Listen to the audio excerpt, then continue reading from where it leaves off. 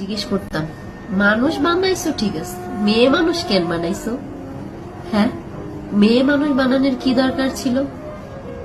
মেয়ে মানুষ আসলে একটা জিনিস তুমি বানাইছো উপরওয়ালা, যার সাথে হাজারটা অন্যায় করা যায়, যারে ফুটবলের মতো লাথানো যায়, কোনো কিছু বলার কিছু নেই।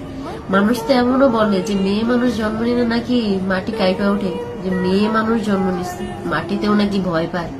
হায় রে, পরিচয় আছে তো, কারোর মেয়ে, কারোর বউ, ওই ছেলে মেয়ের মা, এর থেকে বড় পরিচয় আর কি চাও? এতটুকুই তো যথেষ্ট।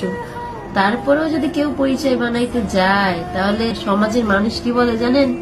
ওই মেয়ে মানুষের সাথে মিশো না, ওই মেয়ে মানুষ ভালো না, রাত বিরতে বেরোয়, চাকরি করে। মেয়ে মানুষকে চাকরি করা মানায়? নিজের পরিচয় করব, মেয়ে মানুষের পরিচয় তো একটাই, হে হইলো কারো বউ, কারো মা। এর থেকে বড় পরিচয় মেয়ে মানুষের হইতে পারে? বিয়ের পরে বাবার বাড়িতে যাবেন, তারপরেও কি হবে জানেন? শ্বশুর শাশুড়ি জামাইয়ের অনুমতি লাগবে। যদি তারা অনুমতি দেয় তাহলে যাইতে পারবেন, না হলে যাইতে পারবেন না। তারপরে ধরেন কান্না করবেন, পারবেন কান্না করবেন, তাতে কোনো সমস্যা নাই।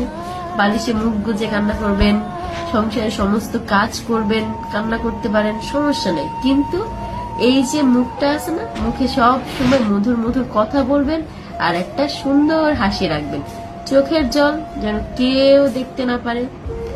নিরিবিলি যে কান্না করবেন সেই সুযোগটাও নাই। এতটাই মেয়ে মানুষকে ভালোবাসে ভগবান যে নিরিবিলি কান্না করার মতো সুযোগটাও সে দেয় নাই। ওয়াশরুমে গিয়ে কান্না করবেন, তাতেও সমস্যা আছে। বাড়ির লোকজন বলবে, কি করো এত সময় ওয়াশরুমে? বাড়ির কাম কাজ ফালাই ওয়াশরুমে গিয়ে বসে থাকো। সব সময় মনে রাখতে হবে তুমি কি, তুমি হচ্ছে একজন মেয়ে মানুষ। এটাই তোমার সব থেকে বড় পরিচয়।